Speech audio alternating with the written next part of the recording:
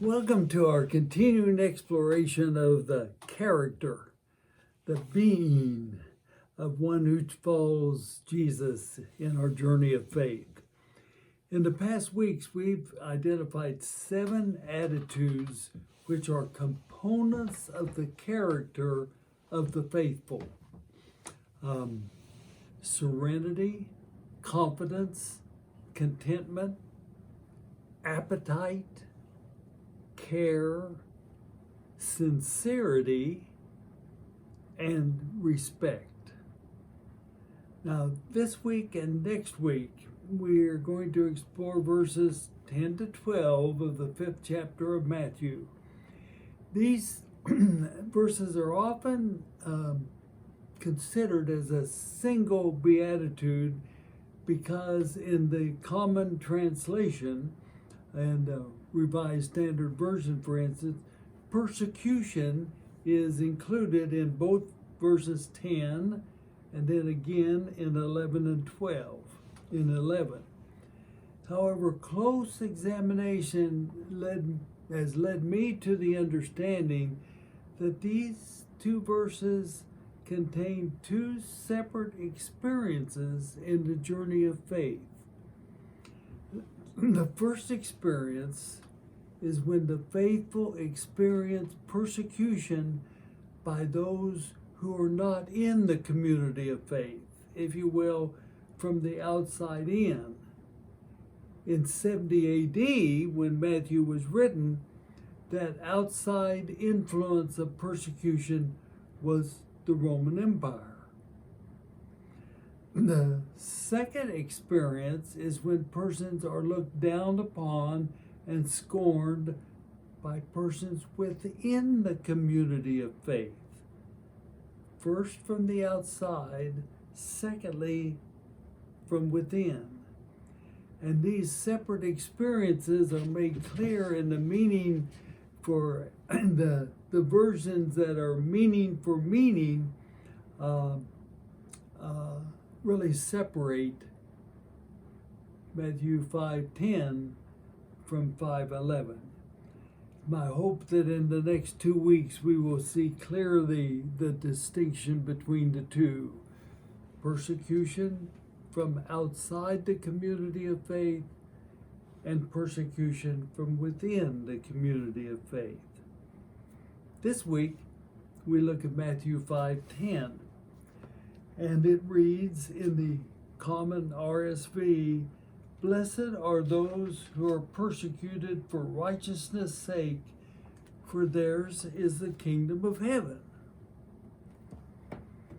Then, in the Message by Eugene Peterson, it reads, "You're blessed when your commitment to God provokes persecution." From the outside, the persecution drives you even deeper into God's kingdom.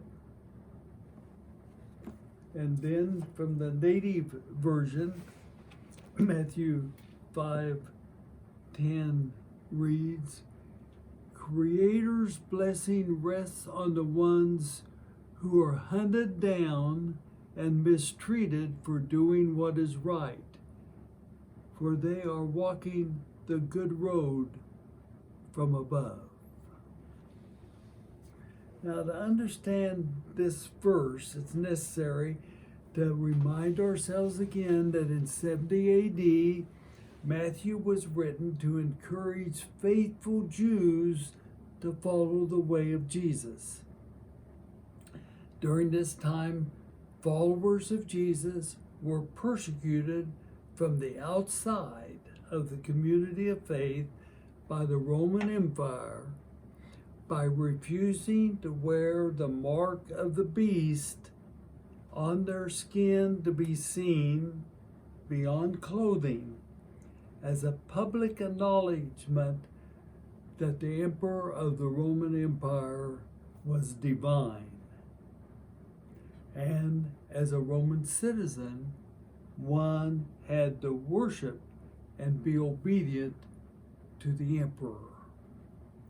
The authors of Matthew affirmed that followers of Jesus who were monotheists, believing in one God, were doing right by refusing to wear the mark of the beast and therefore receive the blessing of experiencing the kingdom of God, the reign of God, not the kingdom and reign of humankind, the Roman Empire, but rather experiencing the blessing of the reign and the kingdom of God in their own life.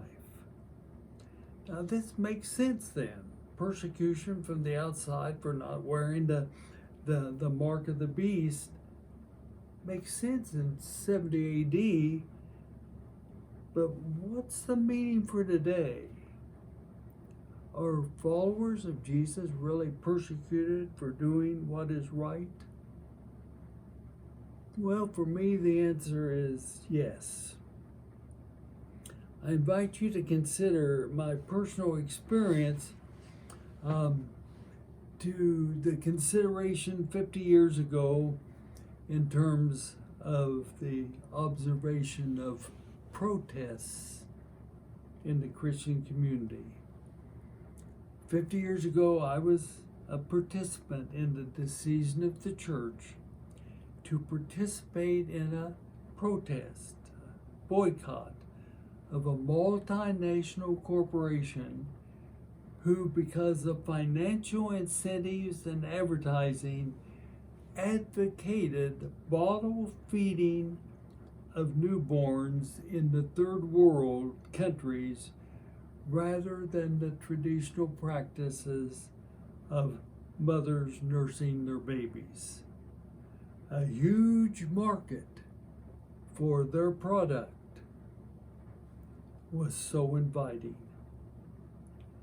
The church protested because after the free product ran out, the mothers had no money to purchase the product for bottle feeding. And often during this time had lost the ability to nurse their children, and therefore human devastation was taking place as infants dying in the arms of mothers was rampant in villages in which no health care existed. Now there's obviously a lot more to the story, but the relevant side of the story for this beatitude is that those of us who sat on the table and shared with the corporation our decision to protest and boycott, we had a first-hand experience of what it meant to be persecuted, sought out, and threatened. But in this experience of persecution, we acted as if we were in the cradle of the mother's arms. Indeed, we acted as though the reign of God was more important than the reign of humankind. Rather than relying on what was legal, the corporation did not do anything illegal. But the church refused to agree that because no laws were broken, all was right. You see, in my experience in and observation of those who are persecuted for doing what is right, there's a common attitude which prevails. And this attitude is named in Eugene Peterson's The Message.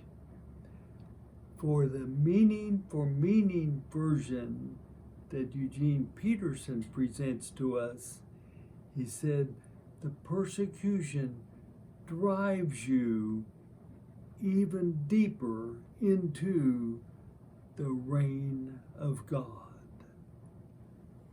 This is what was so powerful in the civil rights movement.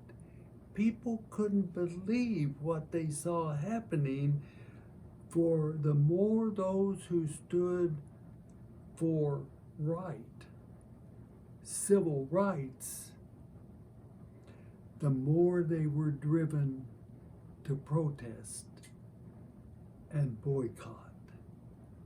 Standing for right is determined by agape love, not by the laws of humankind. Does not mean that laws are bad. Laws are necessary. But it doesn't mean that by following the law, one has the right to dehumanize babies dying in the arms of mothers, or persons because of their race being denied the rights of the Constitution by law. And you see, this attitude is what is so fascinating. The attitude of being driven by agape love is one of the most apparent components of the character of the faithful. Those who are driven are steadfast in being empathetic. For those who are driven, being sympathetic is not enough. You've got to walk in the moccasins of the other. Be empathetic. Sympathy must be the opening to empathy, not an end in itself. And feeling sorry for another is not enough. Personally sacrificing for another is the way of Jesus. You see, we're driven from sympathy to empathy. We're driven from feeling sorry to sacrificing for the other. And this attitude of drivenness is so apparent when we see it face to face, hopefully from time to time in the mirror. Yeah, those who have the attitude of being driven by agape love, they stick out like a sore thumb. But thank God for them, because those who are driven stick out like a sore thumb and change the course of history, change the course of community affairs, change the course of family life, and change the course of the community of faith that we call the church. Let me repeat that. Yes, those who have the attitude of being driven by agape love stick out like a sore thumb. But thank God for them, because those who are driven stick out like a sore thumb and change the course of history, change the course of community affairs, change the course of family life, and change the course of the church. Drivenness, a characteristic of the faithful, the attitude to live by.